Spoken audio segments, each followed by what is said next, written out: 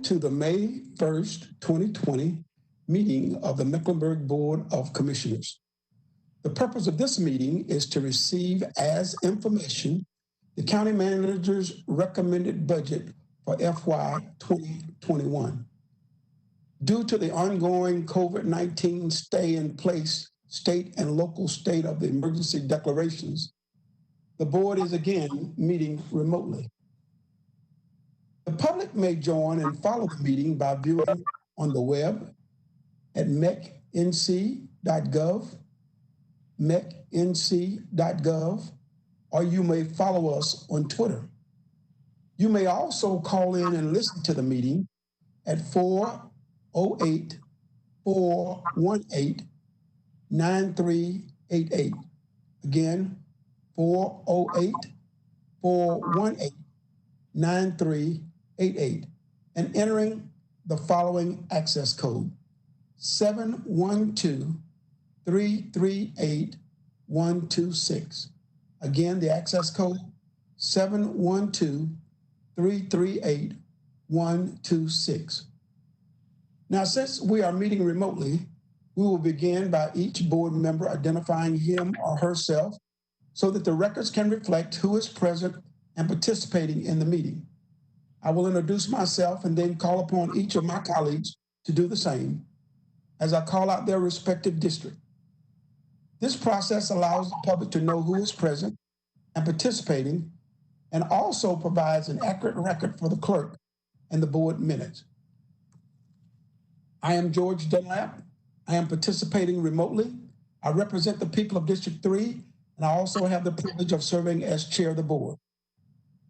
Next, my at-large colleagues, Pat Cotham. Thank you, Mr. Chairman. I am Pat Cotham, County Commissioner at Large. Ella Scarborough. Ella Scarborough, County Commissioner at Large. Trevor Fuller. Good morning. This is Commissioner Trevor Fuller. I am a County Commissioner at Large and participating in this meeting remotely. Commissioner for District 1. Good morning. My name is Elaine Powell. I represent North Mecklenburg, which includes Huntersville, Davidson, and Cornelius, and I also serve as Vice Chair. Commissioner District 2. This is Commissioner Vilma D. Leak, representing the most powerful district in this county, and that is District 2, present and county. District 4. Good morning, everyone. My name is Mark Terrell, and I represent District 4. District 5. Good morning. My name is County Commissioner Susan Harden, and I represent District 5, and I am participating remotely. And District 6. Good morning. This is Susan Rodriguez McDowell, Commissioner for District 6, participating remotely. For the record, all commissioners are present for this meeting, and therefore we have a quorum. I will also ask the following staff persons to introduce themselves. Clerk to the board. Good morning, Emily Kunze, Clerk to the Board. Deputy Clerk. Good morning, this is Christine Smith, Deputy Clerk. County Manager. Good morning, this is Dina DiOrio, Mecklenburg County Manager. And our County Attorney. Good morning, Tyrone Wade, County Attorney. Okay, at this time, would you join me for our Pledge of Allegiance?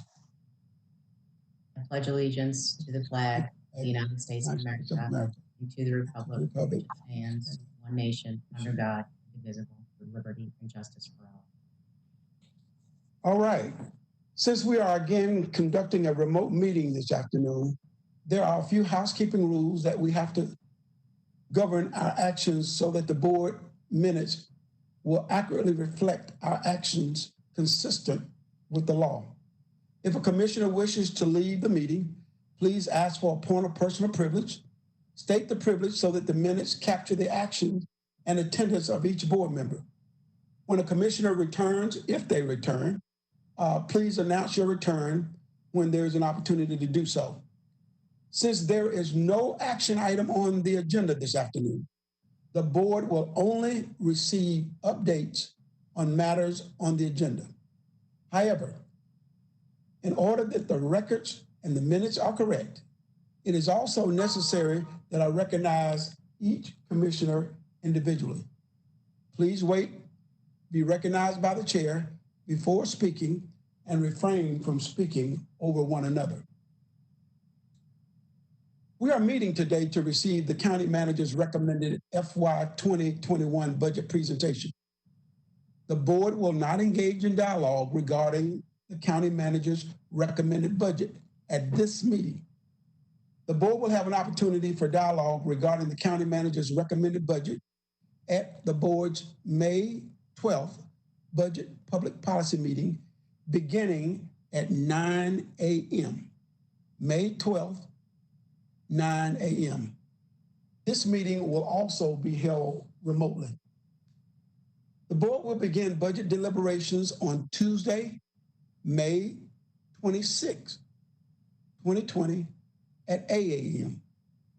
Tuesday, May 26 at 8 a.m.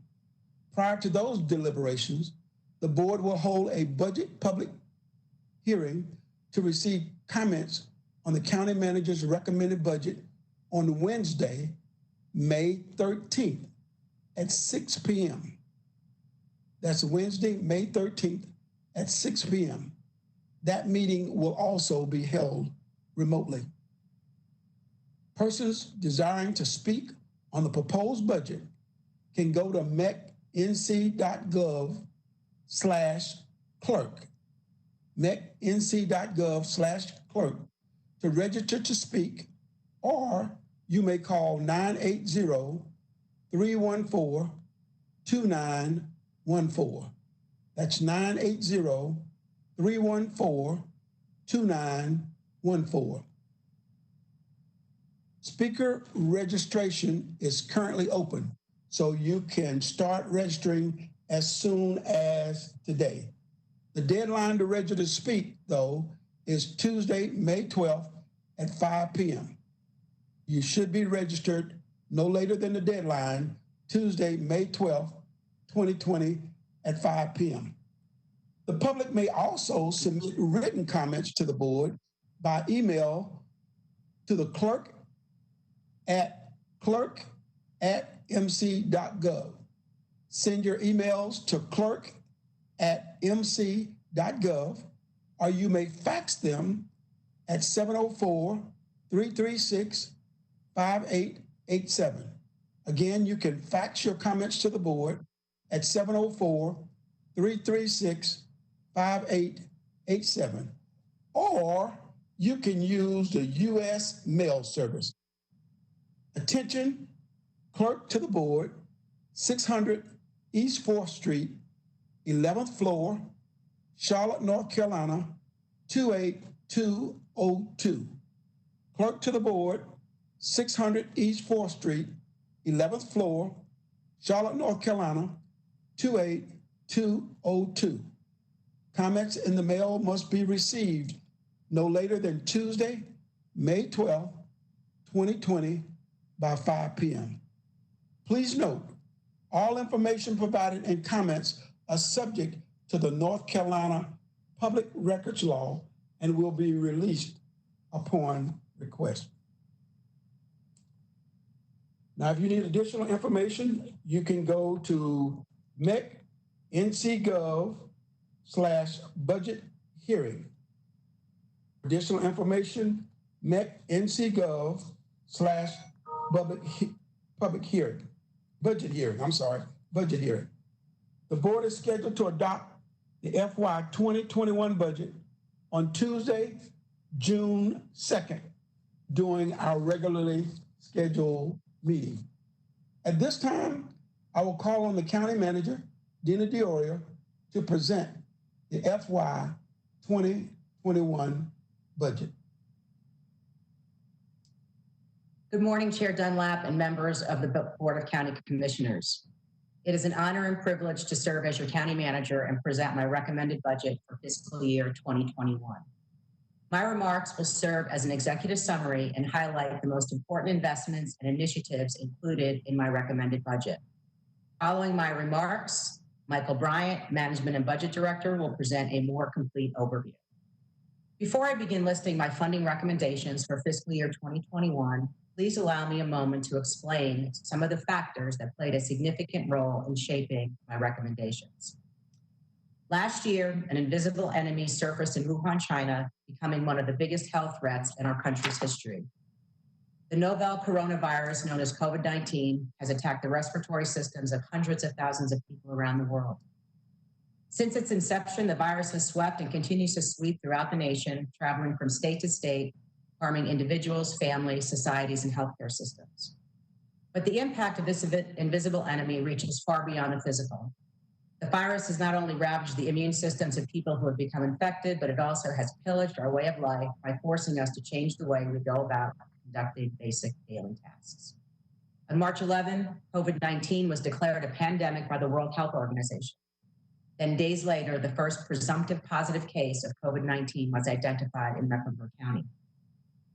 Since that time, Mecklenburg County has become one of many jurisdictions around the world to implement strategies to mitigate the virus's impact in hopes of saving lives and making resources in area hospitals readily available. Mecklenburg County was the first county in North Carolina to implement a stay-at-home proclamation, restricting non-essential activities to help slow the spread of the virus, and our efforts have worked. Soon after the stay-at-home proclamation went into effect in Mecklenburg County, we have flattened the curve. Today, there are 1,641 laboratory confirmed cases in Mecklenburg County and 50 deaths. We have 12 long-term care facilities in our county in outbreak status. But while the strategies to extinguish the virus, contagious flames in Mecklenburg County are working, the effects of the virus rages on impacting our local economy and economies of communities around the world.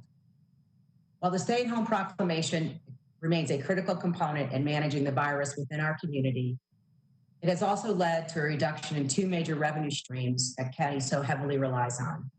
That is sales tax and interest on investments. The revenues generated by local sales, interest on investments, and property taxes are vital to sustain the work we do in Mecklenburg County. It is through these streams of revenue, as well as other fees and charges, that enables the county to provide services to our community. The county is anticipating a sharp decline in the economy during the fourth quarter of fiscal year 2020 as a result of retail stores, restaurants, and other businesses closing as a result of the stay-at-home proclamation. The temporary closing of local businesses, the reduction in hotel occupancies, or the temporary halt of sitting down for a meal at a local restaurant and bar has had an impact on the dollars that would have circulated throughout the community. And the local economy will suffer even further due to the loss of employment so many county residents have sustained in the days since the pandemic began. Our national and local economists agree that this health crisis has evolved into a financial crisis. As a result, several governments across the country and state will be required to reduce or eliminate critical services. Fortunately, that is not the case for Mecklenburg County. The Great Recession of 2008 taught us valuable lessons. We were forced to make over $146.6 million in reductions to services. We eliminated 781 positions, which included 579 laid off employees, and we put a halt to our capital projects. The actions we were forced to take during the Great Recession derailed the county's progress. It was not until this current fiscal year that per capita funding for parks and recreation was restored to pre-recession levels. We cannot repeat the funding decisions that set the county back. As CFO, I was tasked with leading the effort that would ensure that the county would be able to respond much better when the next recession occurred. And the time is now to apply our lessons learned. Mecklenburg County government is resilient, and because of the Board of County Commissioners' commitment to the fiscal discipline strategy, we are in a strong position to manage what lies ahead. The county's fund balance policy has a provision that allows for this one-time funding source to support recurring expenses during a financial crisis. Our strong reserves have given the county the foundation it needs to weather the impact of the revenue losses during this crisis, while allowing us to fund critical programs and services for our residents and avoid impacting our workforce. The county began fiscal year 2020 with $259 million in reserves, creating a strong fund balance and healthy debt profile.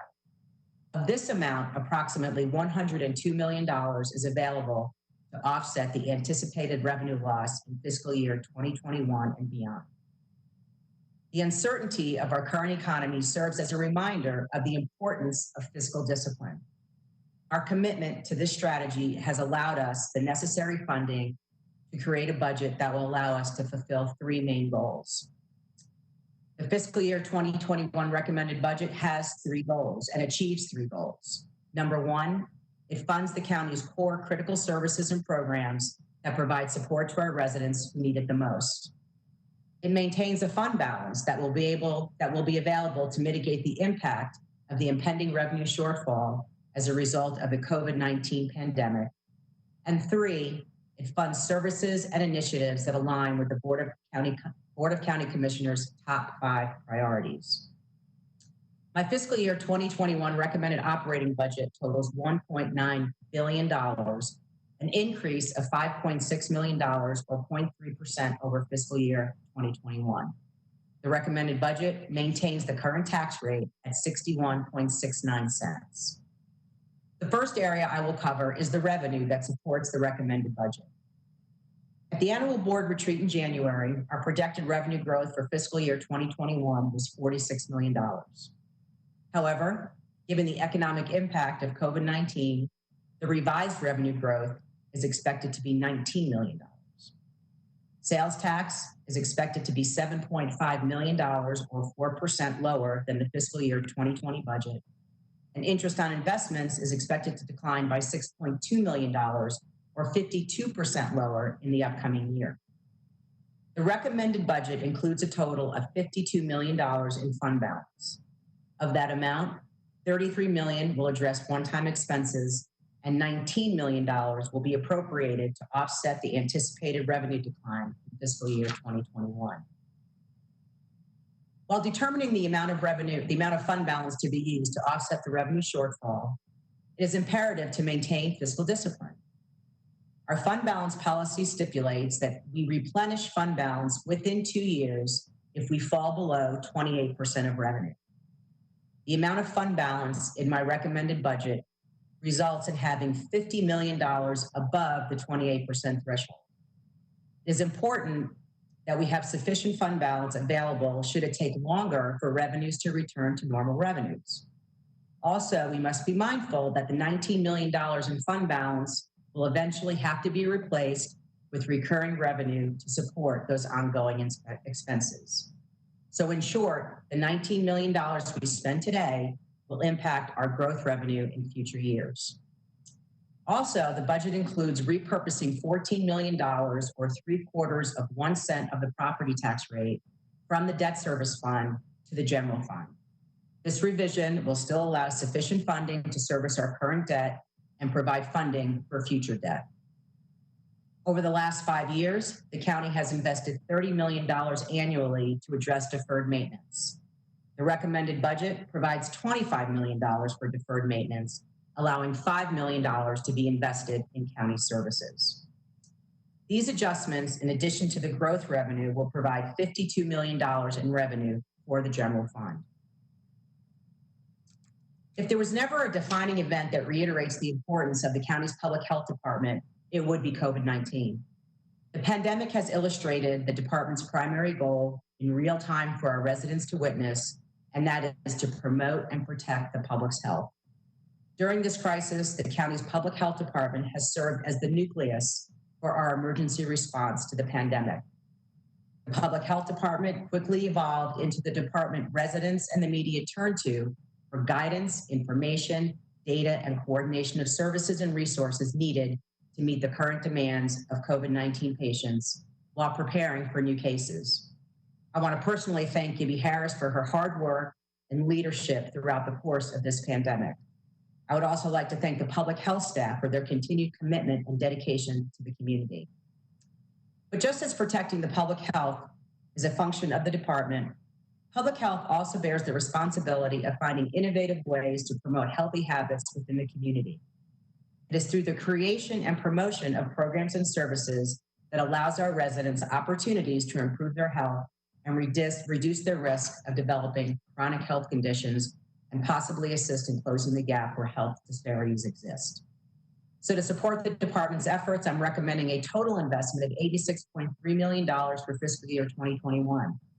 The funding will give the department the support it needs to provide quality services to county residents. I'm recommending an additional $104,000 for the Children's Developmental Services Agency to maintain service levels following a 13% increase in enrollment. The agency provides early intervention and support for children from birth to age 3 who have developmental delays. I'm also recommending an additional $80,000 in funding for interpreter services to accommodate the needs of non-English speaking families. I'm also recommending $150,000 for advanced tuberculosis testing. The evidence-based screening method is considered a best practice for tuberculosis screening tests and will replace the tuberculin skin test. In addition, I'm recommending $43,000 for the tuberculosis clinic due to a decline in state funding and an increase in active TB cases and investigation. The funds will be used to purchase supplies and maintain service levels. I'm recommending $160,000 for the increased costs associated with LabCorp's annual contract.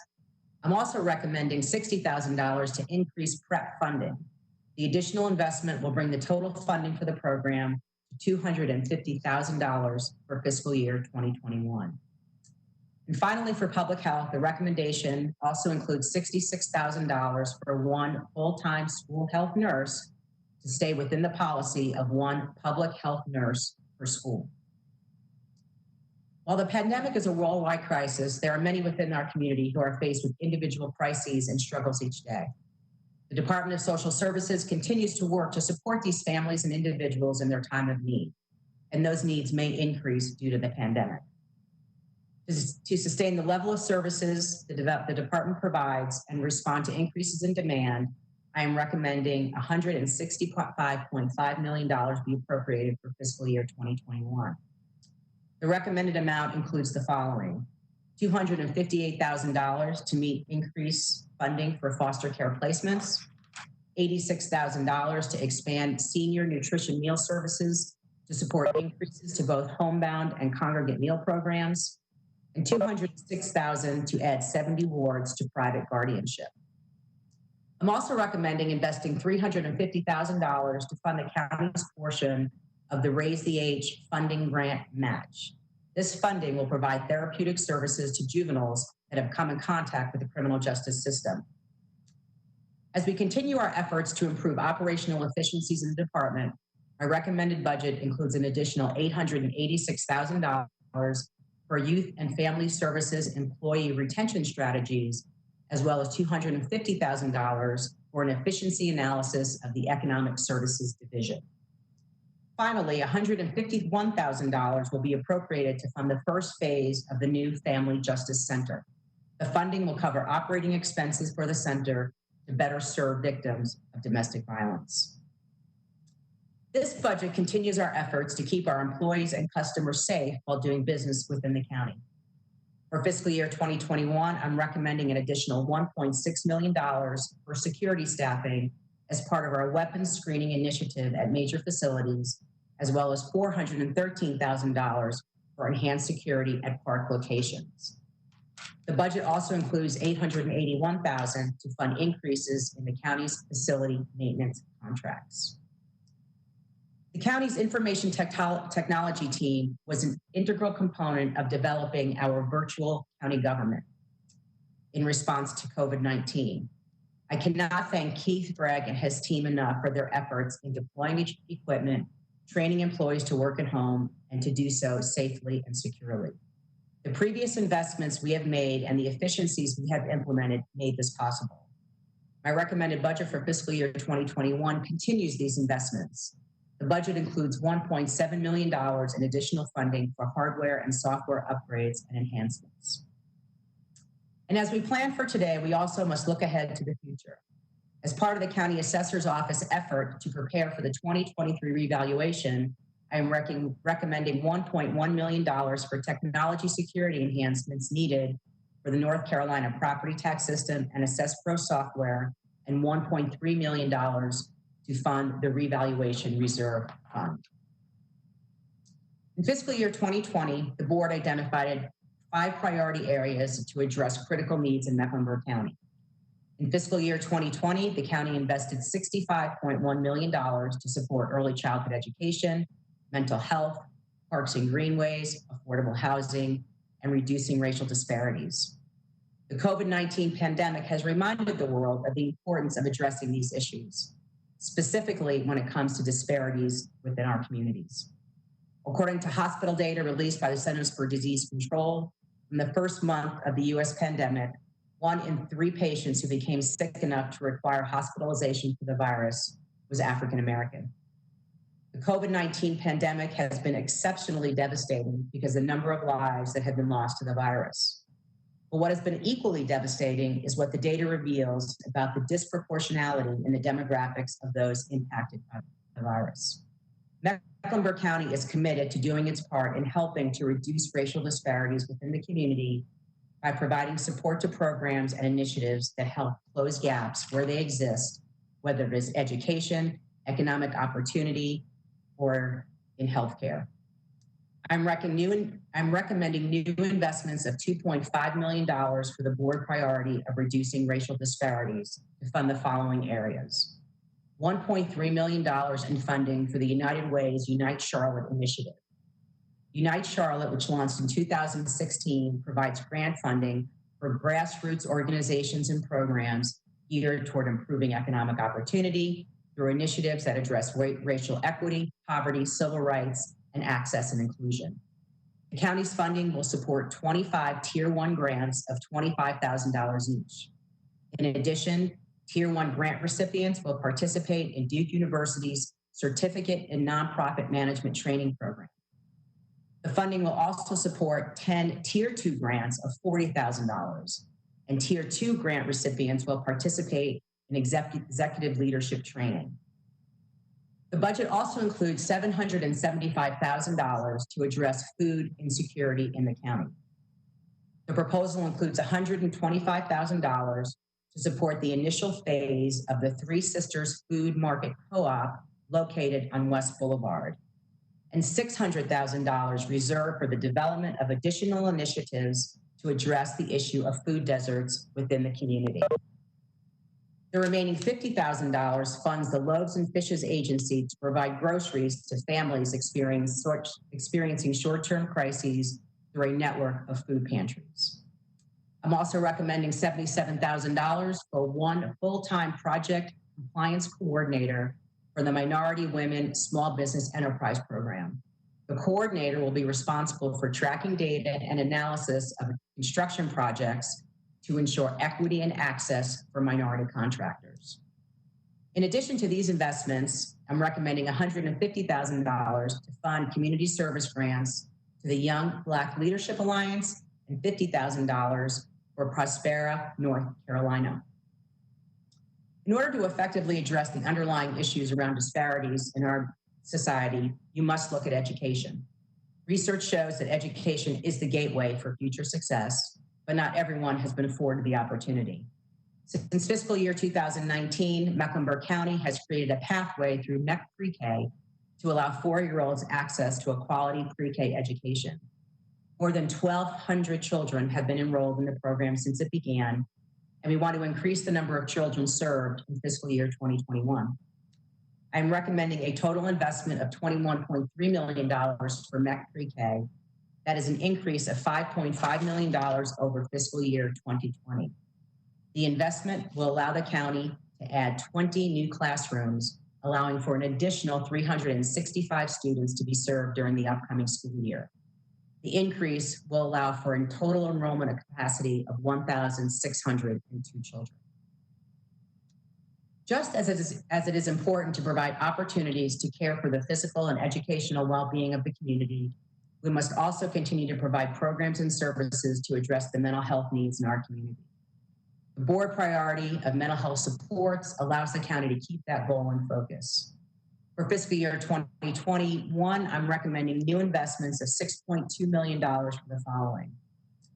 $1.3 million for additional services in our detention centers to increase efficiencies and reduce wait times for those in need of service. Additional funding will provide an assistant nursing director, licensed practical nurse, a mental health clinician, a physician, a psychiatrist, a psychiatric registered nurse, and a recreational therapist. I'm also recommending $945,000 for Charlotte Mecklenburg Schools' exceptional children's staffing and special education support. This will fund 5 teachers, 5 teacher assistants, 4 itinerant pre-K teachers, and 2 occupational therapists.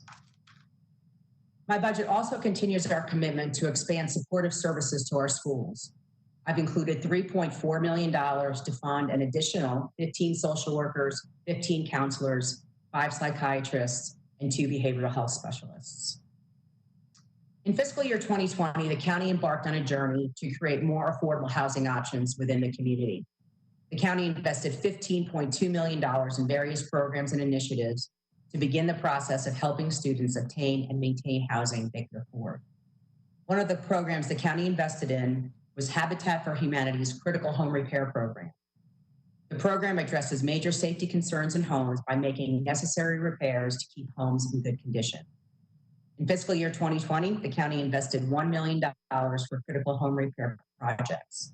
To date, 39 projects have been completed, and the county anticipates another 31 homes in need of repair during fiscal year 2021.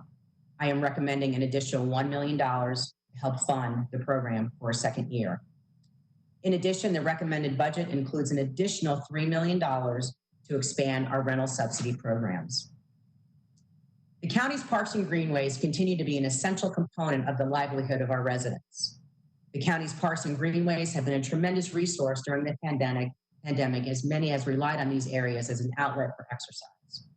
For fiscal year 2021, I'm recommending $2.8 million to support 59 part-time and limited part-time positions to support operations at the new Eastway Regional Recreation Center, expected to open later this year.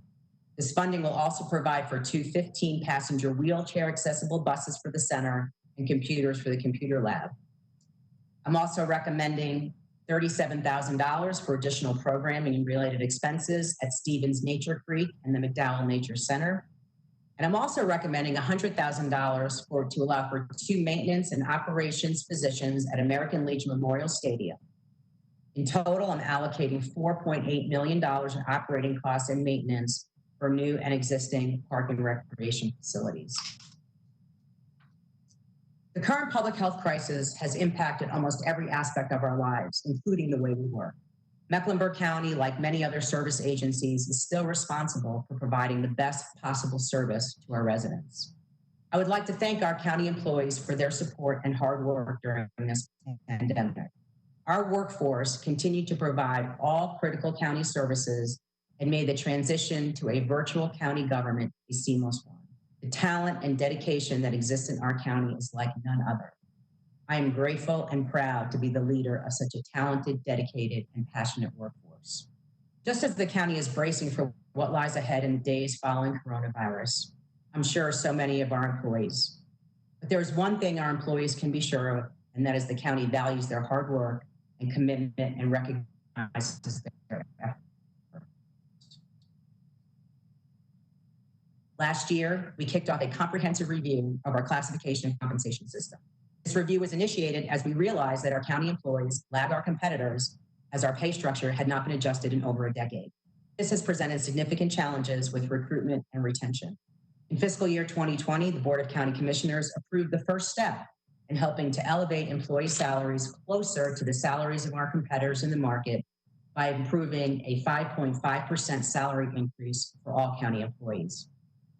However, the estimated revenue loss due to COVID-19 will require us to delay the second step in right-sizing our salaries, which is the implementation of the results from the review of our classification and compensation system. Although we have to delay the implementation, it is imperative that we continue to recognize these employees are on the front lines, risking their own health on a daily basis as we combat COVID-19. So for fiscal year 2021, I'm recommending the following: $9.2 million for a 3% across the board increase for all of our employees, I'm also recommending $682,000 for a merit increase, 3% merit increase for all of our medic employees. My recommended budget also includes $4 million for required pension contributions and $1.3 million for increased costs associated with medical and dental insurance.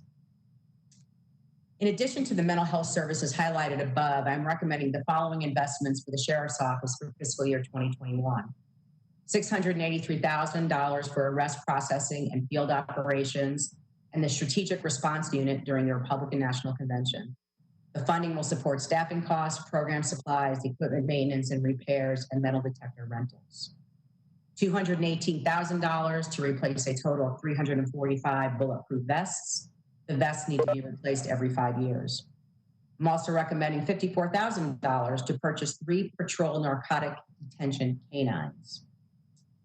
Juvenile facilities are now required to provide more clothing and supplies for juvenile offenders due to the new requirement as a result of the Raise the Age legislation. I'm recommending $100,000 to provide the supplies needed for juvenile programs and housing. Now I'll review my funding recommendations for an area that continues to emerge as a top priority for our community, and that is Charlotte-Mecklenburg schools. I'm recommending a total of $523.5 million for fiscal year 2021, which is an increase of 4% over fiscal year 2020. Of that amount, I'm recommending additional funding of $19.4 million to support CMS's operating expenses. The funding will cover the following: health insurance and retirement rate increases, funding to accommodate charter school enrollment growth for 1,807 students, maintenance and operating costs for 1 new school, support staffing and social and emotional learning support, and as I mentioned earlier, exceptional children staffing and special education support. I'm also recommending $5 million for building services, preventive maintenance staffing, and $1.3 million in one-time funding for CMS's enterprise resource planning systems. For Central Piedmont Community College, I'm recommending an increase of $1.2 million, which is a 3% increase over fiscal year 2020. The funding will cover costs for the following: salaries for maintenance staff, costs of maintenance and repairs of buildings and grounds, insurance fees for campus building, vehicles, and workers' compensation for institutional employees paid from local funds, and other necessary insurance coverages. Opportunities to learn and grow are often found in places outside of a classroom setting. One place learning occurs is in our public libraries. The county recognizes the role our partners play in furthering the educational development of our community. I'm recommending $350,000 in funding to support a request for proposal to develop a libraries facilities master plan. The purpose of the plan is to ensure access of library services throughout the entire county. Another area responsible for fostering growth and development within the community is arts and culture. I'm recommending a total of $900,000 in additional funding to support 3 grant programs for the Arts and Science Council. $200,000 for the ASC Cultural Vision Grant Program. The funding will provide up to $10,000 in grants for arts programs. $200,000 for ASC's Individual Artist Grant Program to support the development of up-and-coming artists. And finally, $500,000 for operating support grants that will be used to support emerging grassroots arts, science, and history organization with annual budgets under $1 million. My recommended budget also includes $1 million to support the capital campaign for the town of Cornelius's Kane Center for the Arts, which is currently under development. In closing, I would like to take this opportunity to thank all my staff who worked so hard on this recommended budget.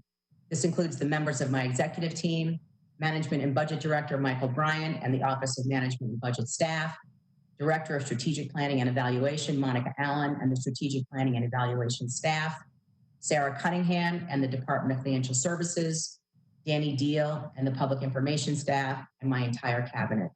I also want to thank the residents of Mecklenburg County and the Board of County Commissioners for your continued support. Now I will turn it over to Michael Bryant. Thank you.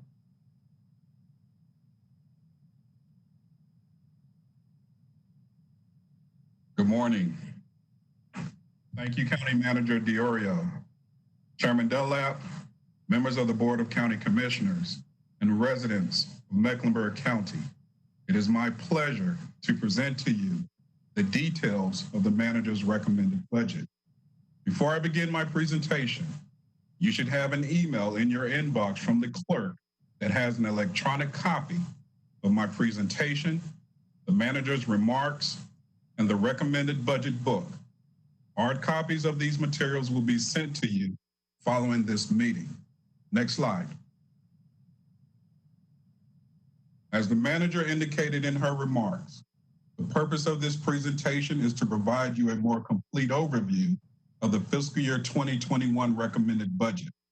I will begin the presentation with an overview of the guiding principles, which are broad factors that shape the development of the recommended budget. A summary of revenue and expenses, recommended funding for nonprofits, investments in the public schools, community college, and literacy, and we'll end with next steps. Next slide. The manager factored these 8 guiding principles as she developed the recommended budget. Maintain our commitment to the fiscal discipline strategy that Mecklenburg County is known for. Minimize the anticipated fiscal impact that COVID-19 will have on Mecklenburg County's operating budget. Leverage our financial flexibility. Preserve fund balance so that it is available to offset the anticipated revenue shortfall for fiscal year 2020 and beyond. Avoid the unintended consequences of funding decisions from the Great Recession that derailed the county's progress. Apply lessons learned from the Great Recession, make strategic funding decisions, and continue to invest in the board priorities based on available funding, and maintain our AAA bond rating. Next slide. Now I'll provide you a summary of the revenue estimates for fiscal year 2021. Next slide. The property tax base is projected to increase by 3.3%. That is a $6 billion increase in fiscal year 21. Put that in perspective. The percent change was 42% in fiscal year 20, which was a revaluation year. The fiscal year 21% change of 3% is more aligned to fiscal year 19, which was 2.6% over the fiscal year 2018 budget and 3.5% in fiscal year 2018 over the fiscal year 2017 budget. County manager is recommending no change to the property tax rate, which is 61.69 cents. The value of a penny will increase slightly from 18.2 million to 18.8 million. That is an increase of 3% or $554,000. Next slide. This chart provides a comparison of the actual revenue received for the general fund sales tax revenue over the last 5 years. The adopted budget amount for fiscal year 2020, the pre-COVID estimate in fiscal year 2021 in the gray bar, and the revised estimate for fiscal year 2021 in the green bar on the end. Fiscal year 2021 revised estimate factors the impact that COVID-19 will have on the current fiscal year and fiscal year 2021. The original fiscal year 21 general fund sales tax estimate was $223.6 million and has been revised to $200.5 million, which is $7.5 million or 3.6% less than the fiscal year 2020 adopted budget. To put that in perspective, we estimated a 5.8% increase in fiscal year 2020 over the fiscal year 2019 budget. Next slide. Now that you have an overview of the property and sales tax projections, this next section provides you a deeper look into how the manager leveraged her flexibility in developing her recommended budget while remaining committed to the fiscal discipline strategy. Next slide. Here is a summary of the revenue estimates after factoring the impact from COVID-19. You can see the reduction to the sales tax, investment income, and other categories totaling a loss of $15.6 million. So after netting this loss against the growth revenue and property tax, charges for services, and overhead charges for Louisa, the manager had initially $19 million to prepare her budget. This is before making any adjustments. Next slide. With a moderate $19 million in growth available to invest in next fiscal year, county manager began to explore opportunities to increase the revenue available to build her budget. First, she factored appropriating fund balance to offset the anticipated loss in revenue next fiscal year. There is a provision in our fund balance policy that permits the manager to use fund balance to support reoccurring expenses. Here's a summary of that policy. The minimum of total general fund balance and debt service fund combined for the general fund actual revenues will be 28%. If the general fund balance falls below the minimum 28% of total general fund revenues, the funds must be replenished over the next 2 fiscal years. The unassigned fund balance will be maintained at a level sufficient to provide the resources to meet operating cost needs and to allow for unforeseen needs of an emergency nature to permit orderly adjustments to changes resulting from termination or significant reductions in revenue sources. And as noted here, every fund balance dollar spent on a reoccurring expense will eventually need to be replaced with ongoing revenue. Otherwise, the budget will have a structural deficit, which will be frowned upon by our rating agencies. Next slide. Here are the 3 categories that make up the general fund balance. Restricted, required by the state statute. Committed, amounts approved by the board to be used for a specific purpose. And unassigned, which is portions that has not been restricted, committed, or assigned for a specific purpose. Next slide. This chart shows a breakdown of the county's fund balance, including the debt service fund estimated for year-end June 30th, 2020. The bar on the left-hand side provides the overall total of fund balance in the amount of $705 million, which $468 million is the general fund and $237 million is for the debt service fund. The bar on the right-hand side provides a breakout of the fund balance. Starting from the bottom, in the gray shades, you can see how the debt service fund is broken out by what is restricted, which is $29 million, versus $208 million that is committed. The navy blue box in the amount of $134 million is what is restricted in the general fund. Open contracts where work has started but not completed are examples of items in this category. The lighter shaded blue box in the amount of $58 million is committed fund balance. Examples of this includes the one-time fund balance appropriated in the fiscal year 2020 adopted budget. The dark green box in the amount of $224 million is unassigned.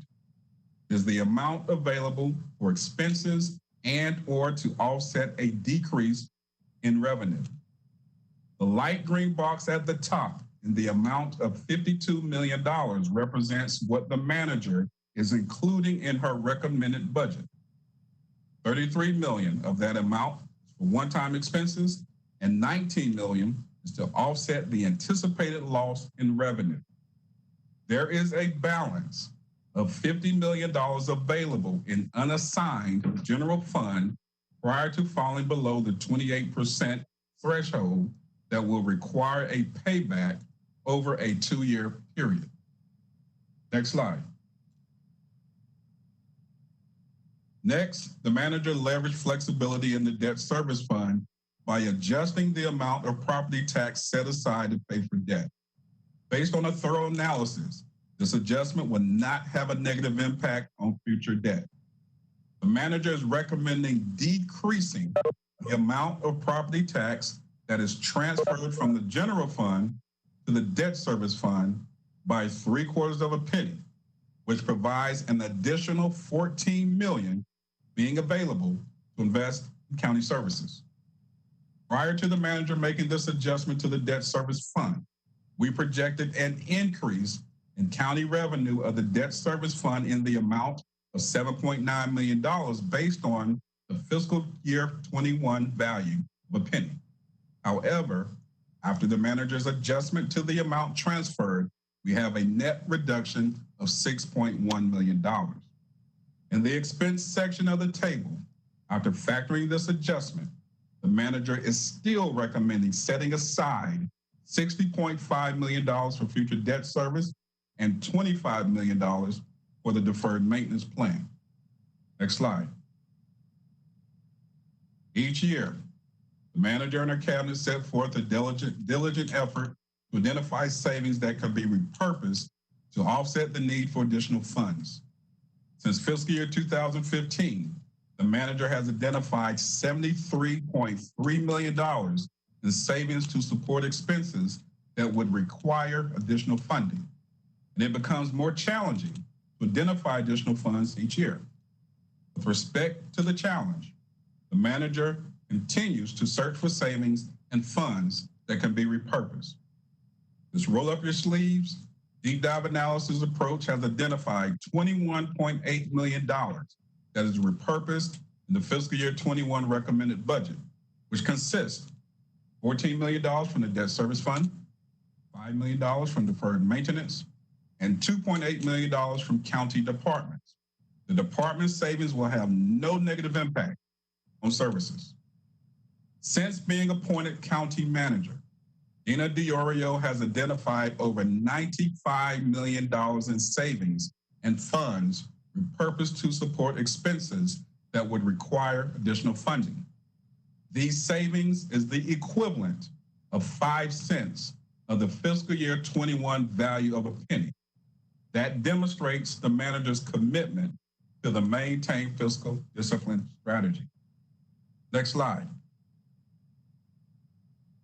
So after the manager leveraged all flexibility while maintaining fiscal discipline, the amount of revenue available increased from 19 million to 52 million after transferring 0.75 cents from the debt service fund and $19 million in fund balance. Next slide.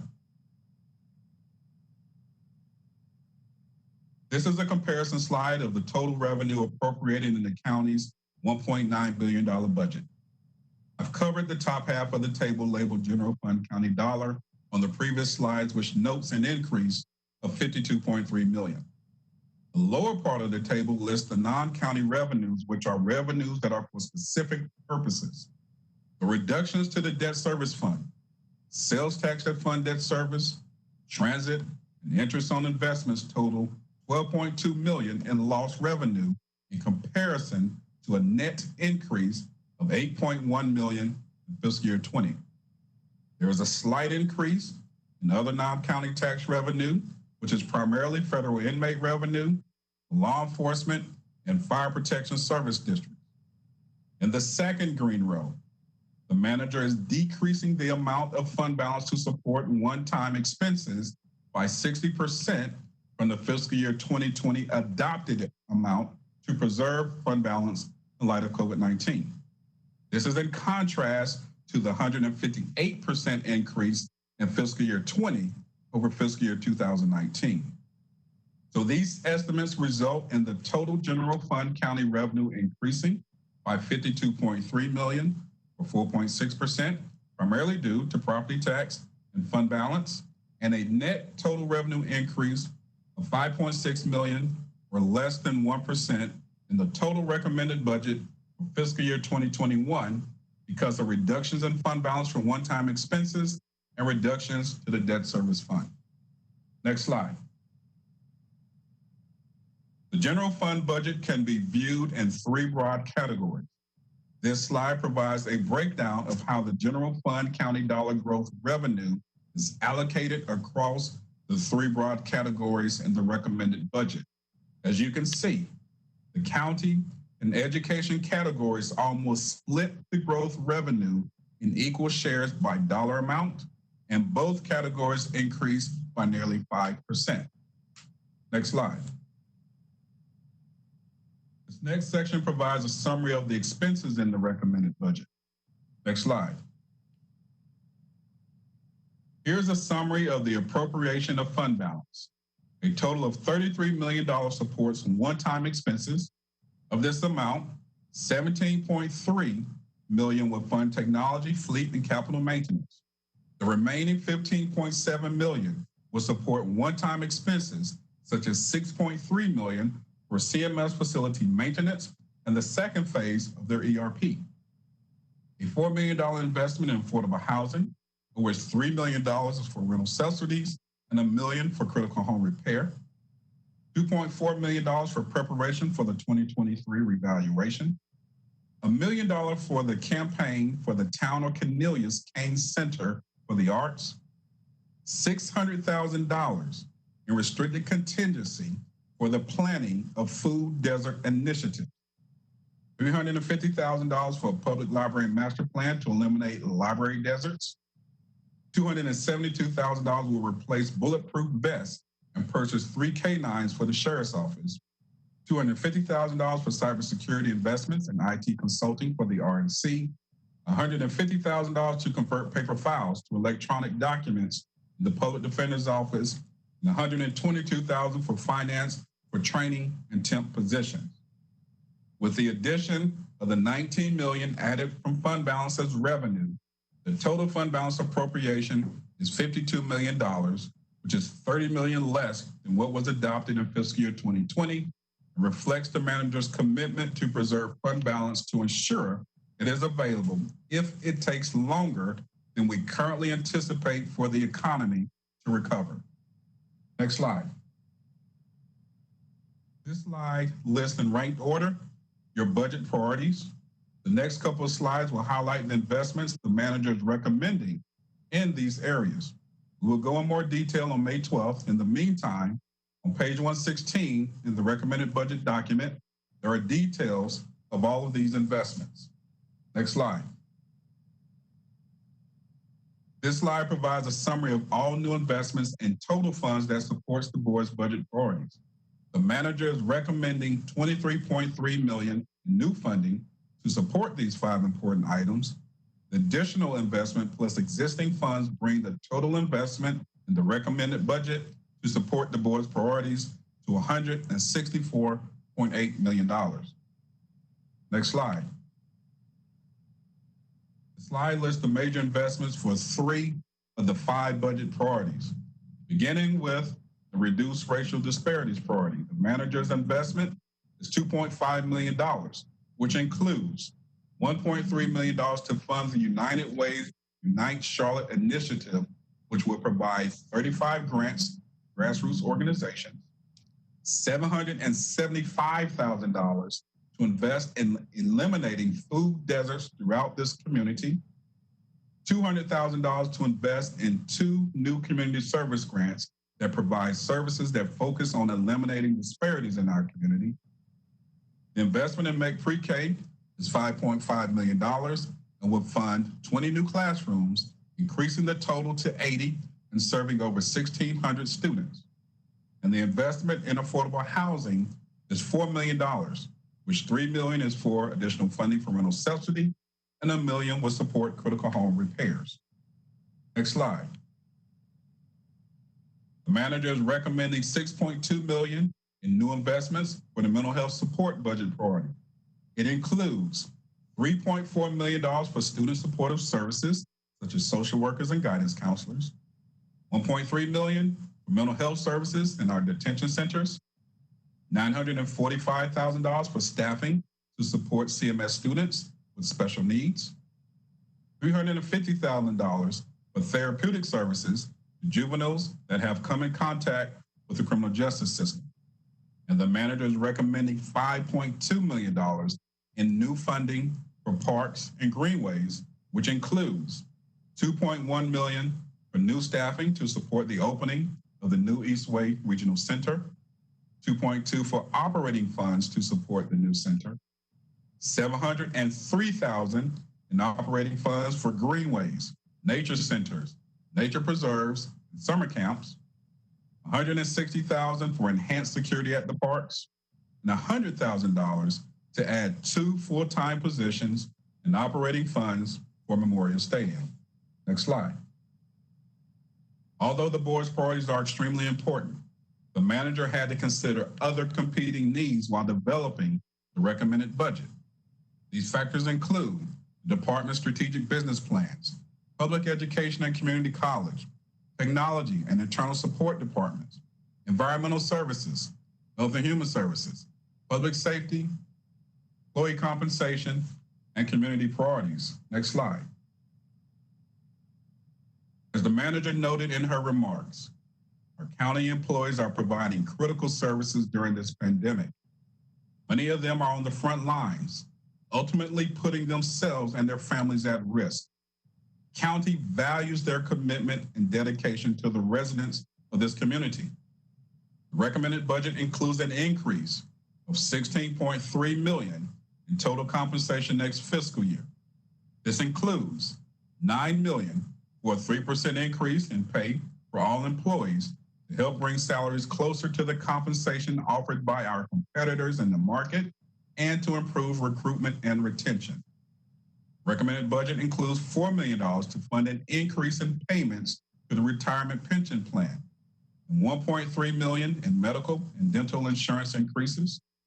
Also, $708,000 to cover the annualized cost for new positions approved in fiscal year 20.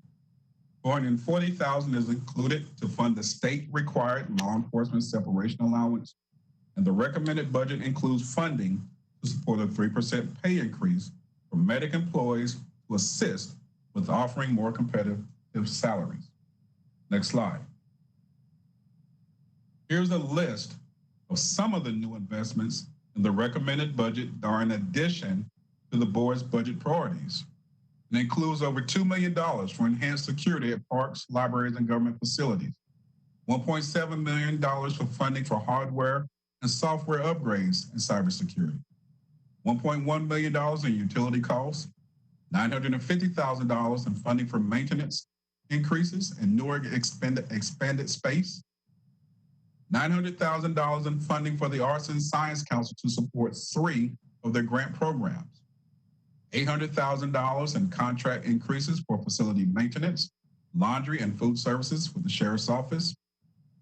Medic will receive $560,000 in funding for ambulance replacement, a $350,000 grant match to expand residential services at the Thompson Child and Family Focus Center, $258,000 in funding to increase foster care placement, $250,000 to fund an efficiency analysis of the Economic Services Division, $240,000 to invest in supporting the 2023 revaluation, $150,000 to fund the first phase of the Family Justice Center, $125,000 to increase funding for the PrEP program and to add 1 new school health nurse, $119,000 in county funds, 1 family court victim services coordinator, and 1 case manager to assist those with a criminal history, access benefits, and to pay for bus passes for reentry services clients.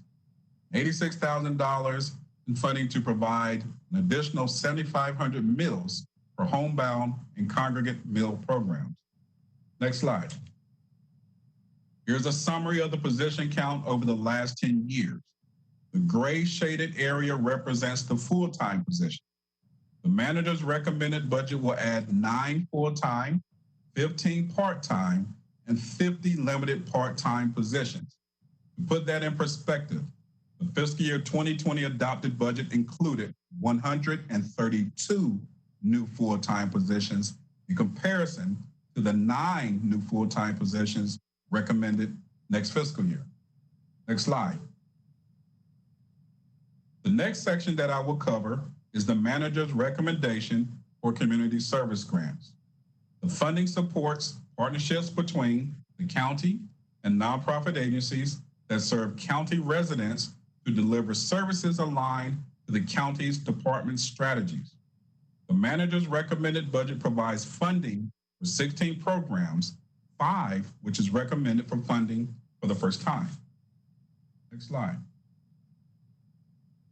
Here's a summary of the community service grant process.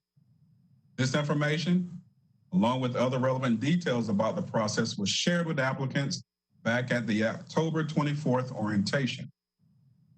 This process includes a sunset provision, which is applicable to any nonprofit that has received funding for 3 consecutive fiscal years.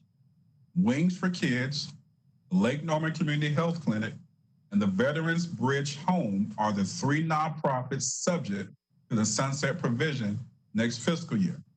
And the manager is recommending that the Lake Norman Community Health Clinic and Veterans Bridge Home become vendors with the county.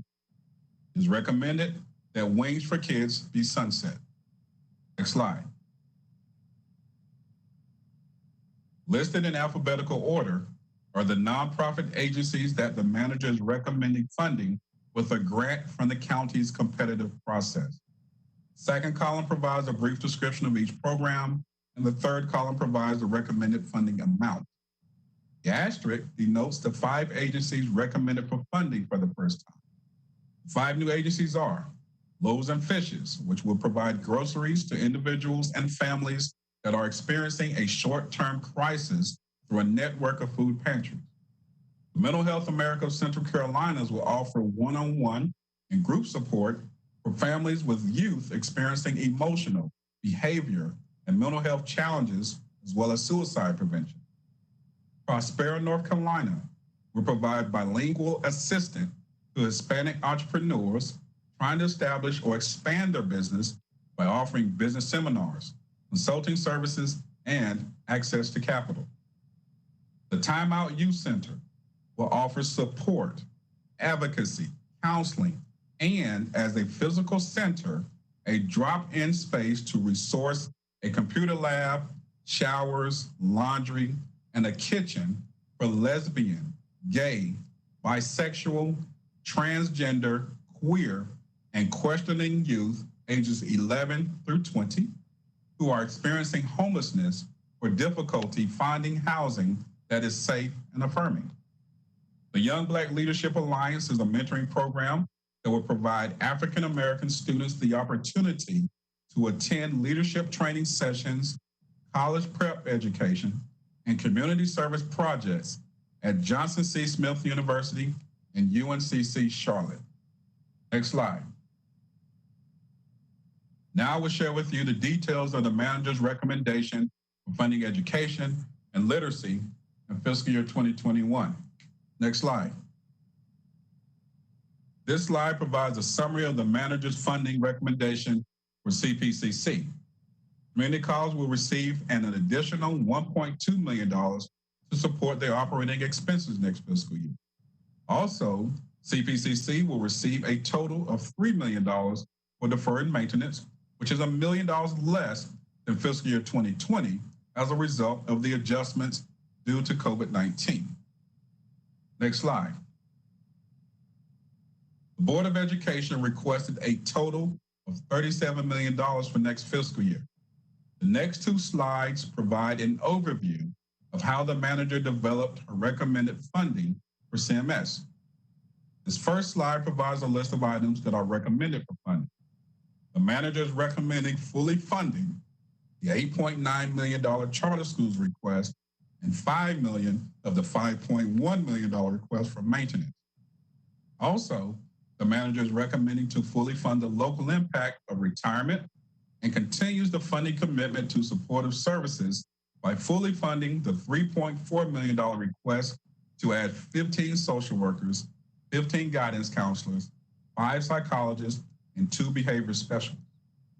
In addition, the manager is providing $945,000 to fund 5 teachers, 5 teacher assistants, 4 pre-K teachers, and 2 occupational therapists for special needs students. The manager is recommending funding $547,000 of the maintenance request, and the balance of the recommended $25.6 million increase to CMS includes fully funding phase 2 of their ERP system and $1.1 million for the local impact for health insurance. Next slide. This slide lists the items that are not recommended for funding. These unfunded requests are primarily tied to salary increases and student growth. With regards to salary increases, as listed as a footnote on this slide, in fiscal year 2020, the the board approved the manager's recommendation to provide $7.4 million to fund the local share of a pay increase for school administrators, non-certified staff, and certified staff. This increase was not included in the state budget. Therefore, as a result of the $7.4 million being included in the county's budget provided to CMS in fiscal year 2020 for the local share of the salaries that was not included in the state budget, the recommended budget does not include funding for salary increases in fiscal year 2021. Of the $36.9 million requested by CMS, the manager is recommending a total of $25.7 million in increased funding. Next slide. Also, CMS will receive $15 million in annual deferred maintenance funding, a reduction of $3 million due to the impact of COVID-19, and $4.9 million for capital replacement. And as noted on the previous slide, CMS will receive $5 million for facility maintenance and $1.3 to fund their ERP request, which bring the total appropriation to $25 million. The net $10 million increase on this slide accounts for the reduction of items such as security and deferred maintenance due to COVID-19. Unlike fiscal year 2020, the manager did not receive a request for one-time funding for security next fiscal year. Next slide. This chart is very telling as it summarizes the county's investment in education and literacy. It's categorized by funding for CMS, funding for CPCC, funding for the public library, the county's investment in maintaining one school health nurse per school.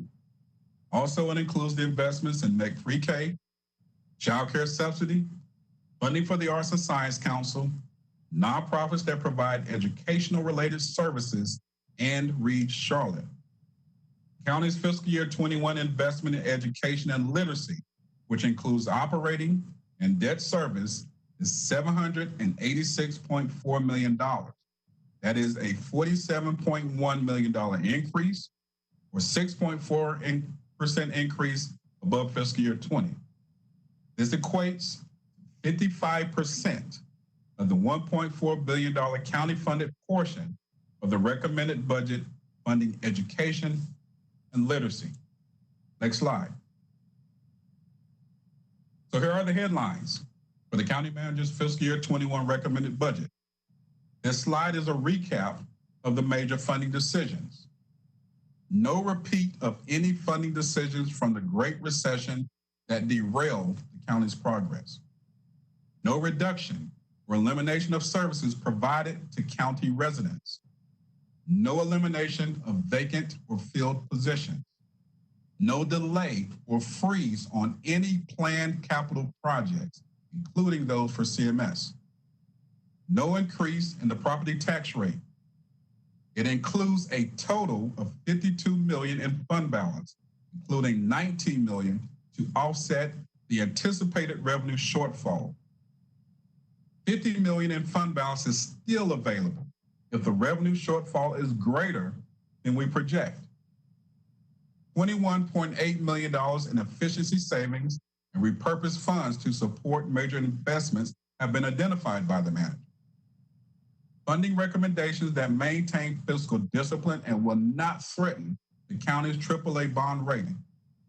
Investments in the board's budget priorities, areas of interest, and the results from the Community Budget Public Engagement Initiative. And again, 55% of the county budget funds education and literacy. Chairman Dunlap, the Great Recession taught us that being sustainable is not enough to ensure the financial health of our organization. And if you don't learn from your history, you are doomed to repeat it. We must be resilient, able to thrive under conditions of adversity. Dina DiOrio had the foresight and heard the footsteps of our next crisis. She put in place policies, procedures, and a maintained fiscal discipline strategy that will allow our great organization to withstand the shocks and stresses from COVID-19. And as a result, The manager's fiscal year 2021 recommended budget reflects Mecklenburg County's resiliency. Next slide. Here are the next key dates leading up to the adoption of the budget. Beginning on May 12th, the board will receive a detailed overview of the manager's recommended budget. On the 13th, we will have our public hearing at 6 p.m. As noted, the first two events will be virtual meetings. On the 26th and 27th, the location will be determined. On these two dates, you will have your straw vote workshop. And on June 2nd at 6 p.m., you're set to approve the fiscal year 2021 budget adoption. Next slide. The board's support staff will contact each commissioner to assess your interest, to meet to discuss the recommended budget. Topics to discuss will include preparation for the workshop, the details of the manager's recommended budget, and an overview of the straw vote spreadsheet and process. Next slide. For additional information, visit the county's website, follow us on Facebook and Twitter. As noted by our chair at the beginning of the meeting, to register to speak at the hearing, visit this website or dial that number. And for more information about the public hearing, visit the website listed in the fourth bullet. Next slide. Chairman Dunlap, before I end my presentation, I'd like to thank the many men and women that have assisted me with the development of the manager's recommended budget. I appreciate everyone's flexibility. As a result of COVID-19, they are all listed on this slide. I especially like to thank our county manager for her leadership and ongoing support, and the employees in OMB. Because of COVID-19, we had to put this budget together by telework. All of our meetings were held in a virtual setting, and I can assure you that it is not easy to work virtually when you are putting together a $2 billion budget during a pandemic and an anticipated economic crisis. However, the OMB team did not skip a beat. I would like to publicly express my appreciation for their positive attitudes, commitment, and dedication to what is required of them to get the job done. It has been an honor and privilege to serve as your director, and I look forward to the many great things that each of you will achieve in the future. Next slide. Chairman Dunlap, this concludes my presentation. Thank you. Thank you, Michael, for your presentation. As always, you do a stellar job. I know that the person who will follow you in this position will have very big shoes to fill. Thank you to our staff and all who were instrumental in this budget for us. And thank you to our county manager for her leadership of our staff that do such an outstanding job. We will have plenty of conversation about this budget as we go forward. We will do our dead level best to make sure that the public is made aware and keeps abreast of what we discuss as it relates to our budget. So again, thank you all. This concludes today's meeting. I will now entertain a motion to adjourn. Is there a motion? So moved, Mr. Chairman. This is Commissioner Rodriguez McDowell. All right. Is there a second? Second, Commissioner Susan Harden. All right. The motion has been moved by Commissioner Susan Rodriguez McDowell, seconded by Commissioner Susan Harding. I will now conduct the roll call vote. Commissioner Hotham. Aye, Mr. Chairman. Commissioner Fuller.